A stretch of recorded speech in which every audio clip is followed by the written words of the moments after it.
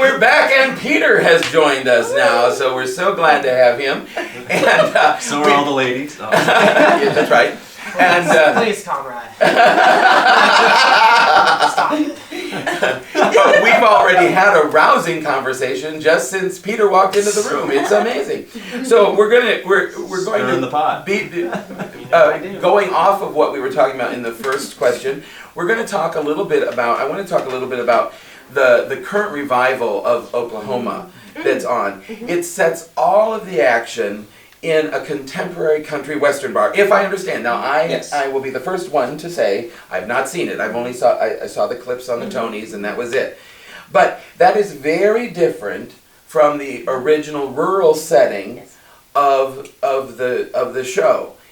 And so the question, and I know Peter's going to have something to say about this, but the question is, how much right does a director or producer have to reimagine an original piece so far from its original concept? How far can we go?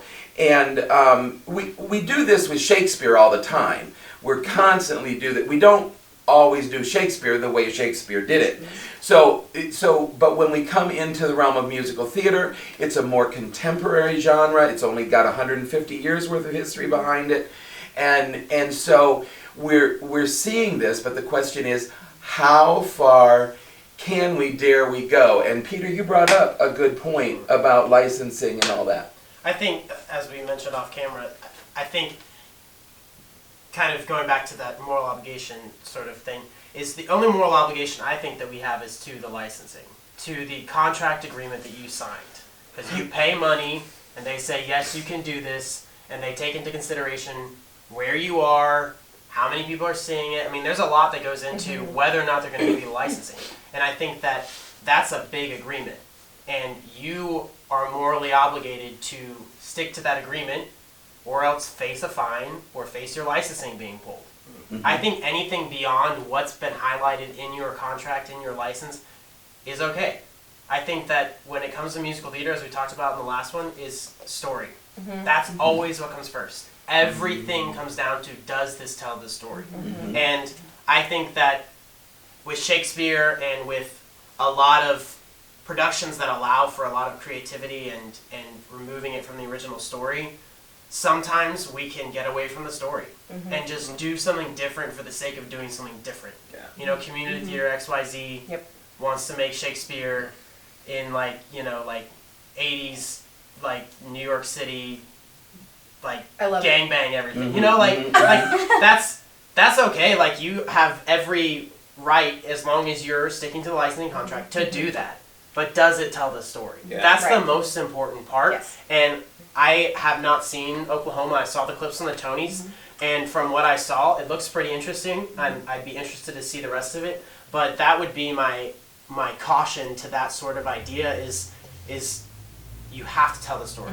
And it's tempting to do something bold and out there because it may sell more tickets. And that's also something that comes into factor in reality. I mean, community theater's got to make money. Yeah. So if you make a big splash by doing something really weird and off the wall, like, okay, there's also like art that's for shock value. You know, that's a thing. And like, I think that has its place. But if we're talking musical theater and what's best for the art form and what's best for the growth of musical theater is you have to stick to the story and find a way to tell it in a refreshing but artistically pleasing way that better tells the story, that goes along with the intent of the original story and the creator and the composer, the writer, et cetera, et cetera. I think it's interesting too, this popped into my head when you were saying that I feel like some of what makes the story clear is also dictated by who's watching it. So that's how trends change. I mean, trends change in what people kind of expect or what they, and so, all of your students are gonna laugh at me because I keep thinking about opera. Anyway, so, because I was thinking back in the... We don't care about it! I have an birthplace of musical theater. No, but I was thinking, because back in the day, it's been really interesting to me because my training as an opera to kind of look at how that's changed over the years. It has had to change because people won't go to an opera, they won't buy it if they see somebody up there that doesn't look like what they would imagine the character should look. So if you have somebody that's 50 and, you know, And playing a is- 13-year-old. and Right. as larger than they Right. would, and, you know, then they think, All right, now. Yeah. no, I'm saying, like, so basically the movie culture has kind of influenced, has Yeah. very much influenced opera. Yes. Back in the day, the audiences didn't care about that. They Yeah. cared about the music, like you kind of brought up last time. They were listening for the music, and it didn't get in their way if they were like, "Oh, that guy's 50, he's playing a 20-year-old. It's okay." Like, it's the story is still very clear to me. Where today, because of the way other art forms have influenced it to stay relevant, kind of they had to recreate themselves, and it's good. And I enjoy it more because I'm like, oh, things don't get in my way Yeah. because it's like, oh, that person kind of fits the type. Right. That whole thing of type is kind of. And I think that's where like the concept musical has been so groundbreaking in musical theater, where it's like stuff like Godspell and Jesus Christ Superstar, Company, like Cats to a certain extent, like all these musicals where there is like a world that these characters live in, but it's kind of The Who's Tommy is another good example. Like there is a world, but the world can really be shaped in any way you want it to be. And honestly, if you're going from like production to production, like you can see Music Man one way, and it could be you're going to do Music Man over here, but it's still going to look different in different areas. And that's why kind of the concept musical is like such a great meaty portion of musical theater history, because it allows us to tailor the story to tell it the same way, but there's so many different aspects of how you want to tell it and where you can still set it, and you're doing the same thing. And Shakespeare, I mean, nobody wants to see Elizabethan theater anymore. Sorry, but like you don't. A 21st century audience does not want to see like Shakespeare done how it was originally done. It's boring. It doesn't translate. They want well. it to feel Yeah, like they're watching Shakespeare. yeah, but it doesn't. But they want to understand Yeah. while they do it. But they want it to also be familiar. Yeah. Uh-huh. Which I'm like, it's not. They're very different. I think going along with that, I once worked for an absolutely terrible theater.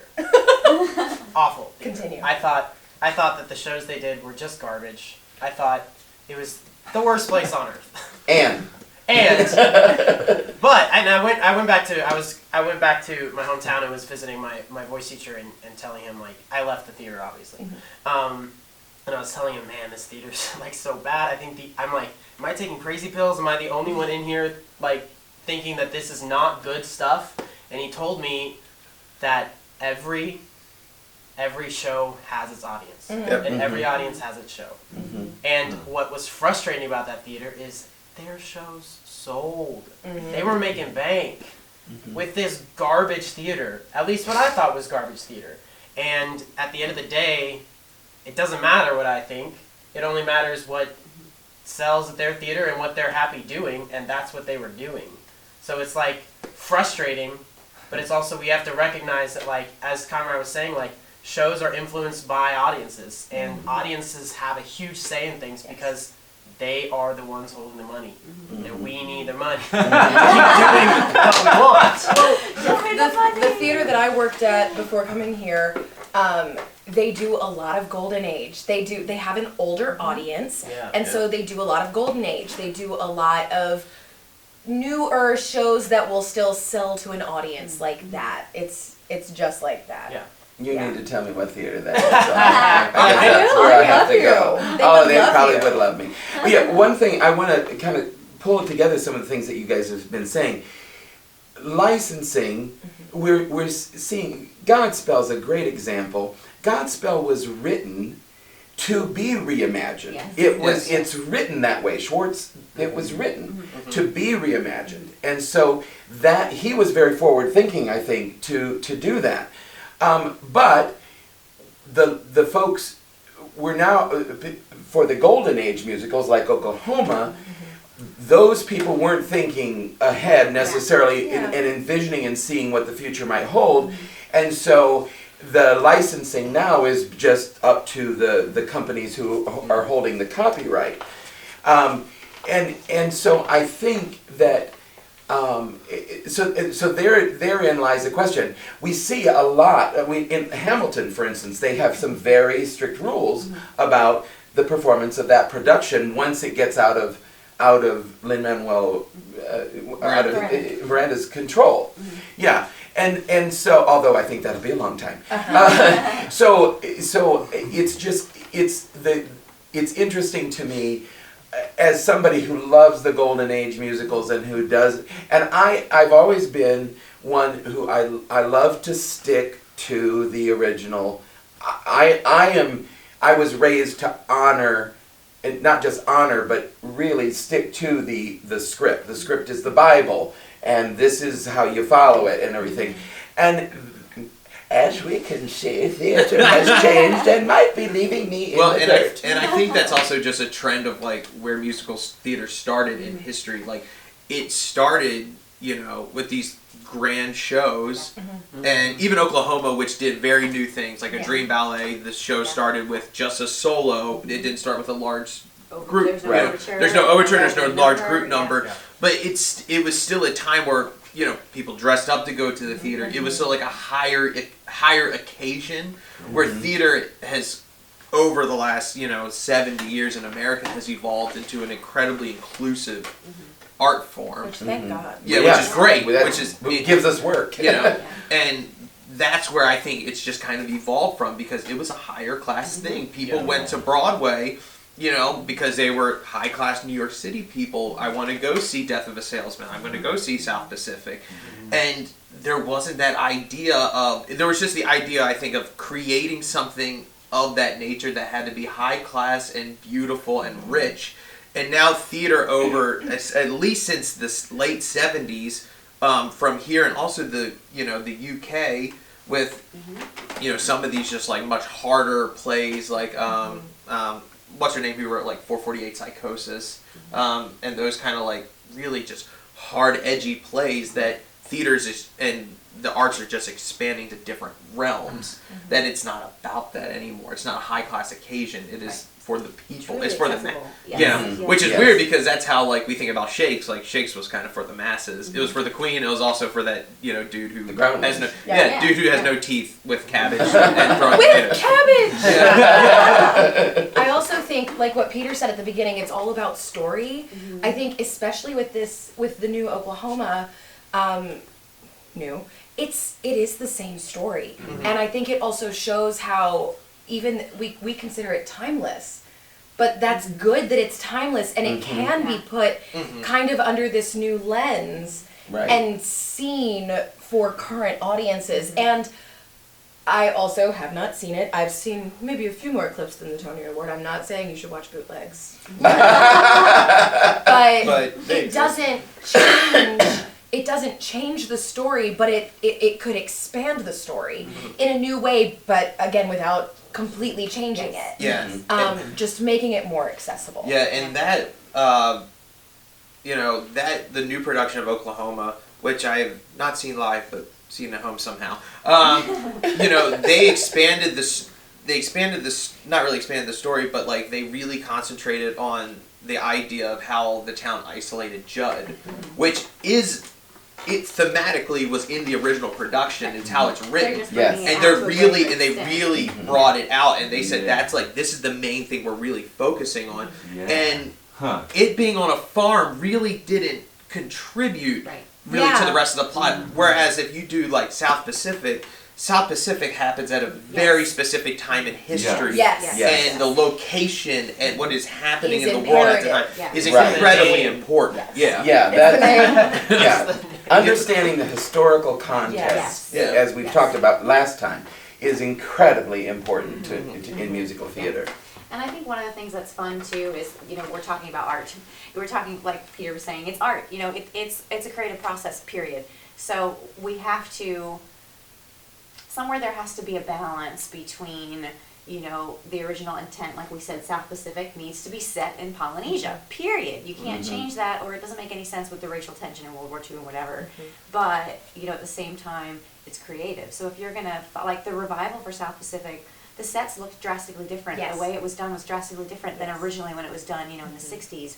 And it was beautiful. So beautiful. And it came more alive to a lot of the audience in a different way, just like the new Oklahoma does. So, it's a living, breathing form. We have to embrace the creativity. And that even goes back to the previous question of like the music stuff. Yes. Actually, Kristen and I were nerding the other day over a bunch Every of day. recordings Every day. of people singing The Wizard and I. Yes. And in You started concert, I mean, not in the Thank you. context of the show, but in concert, we probably listened to 4 or 5 different vocalists Yeah. who all had their own one little section. They each did a different riff, Mm-hmm. and it was like, oh, I love her tone. She's from Germany. It's so different than this one from here in America who's doing like this really extreme pop thing Yes. and doing that riff. And all of them were equally awesome. Yes. You know, so also I feel like because artists and because the audience, we're also very passionate, we can tie ourselves to like the black and white and the yes and the no.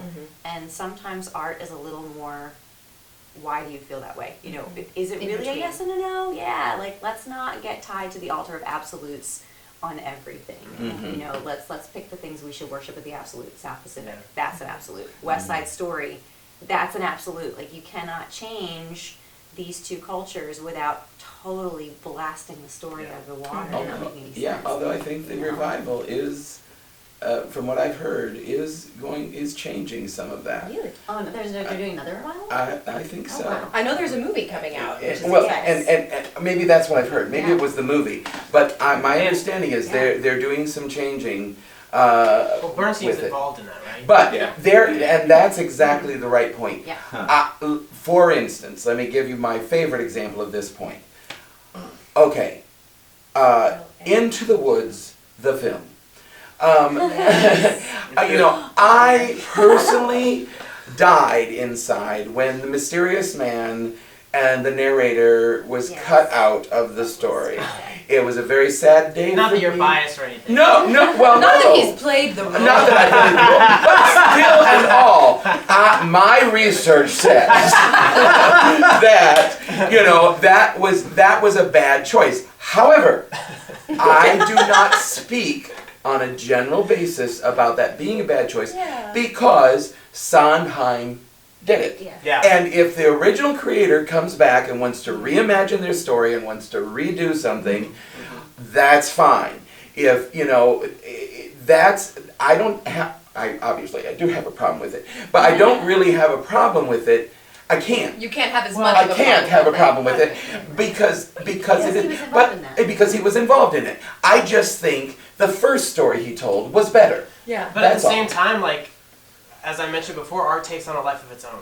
Right. So if you create something, like, yeah, you can go back and change it. You created it. You're allowed to do that. But, like, people are allowed to not like it. Yeah. Because, Yeah, like, that's because, exactly right. Because when you create something and you put it out there, people Are going to take feel ownership of it. Right. People feel like this has affected me. What your work has done to me is something that is now part of me. Right. And when someone goes in and says and wants to take it back, it's like, no, that's part of me now. And that's precisely what Sondheim did to me. That's I affected really me in miss some that. I way. did. So it's like you can't you can, but also know that like it's a valid feeling Yeah. to Exactly. be like, I don't like it. Exactly. You know? Exactly. And that's But why it's all is art. emotional. You know, You it's just- Yes. it's creative, it's emotional. And actually, Into the Woods is a really fun example of what we're talking about too. I was thinking about it earlier and was like, do I say it, do I not? And segue, that's great. Because did I love the movie? Not as much as I loved the original, but it reached an audience that the original has never reached. Right. Yes. So, you know, now we're getting people who maybe saw the Into the Woods movie and are going, oh, I want to go see it live, or oh, I want to go see a show live, that they never would have done that before. Exactly. But even talking about like different versions of Into the Woods, like the original is drastically different from the revival. The revival. And then the second revival in the Yes. park. Yeah. And the one that we saw on tour a couple years ago by Yes. oh my gosh, I'm blanking on the name. It's not Thingamajig. No, it's the I'll think of it and I'll let you know and you can look it up. But anyway, I use it's ladders. it was a college that then it's like the Chaotic Theater Company or something. It's not that, but it's something like that. It's like something crazy. Anyway, they completely took the story and sad day they cut out the mysterious man. But they, instead of doing distinct characters, all of the people played multiple characters, and instead of one narrator, it was all of them popping in and out of narration. And it became an And it was ensemble a trunk piece. Oh, show. Yes, and it interesting. became an ensemble Yeah, piece, and it it's was cool. very stripped down.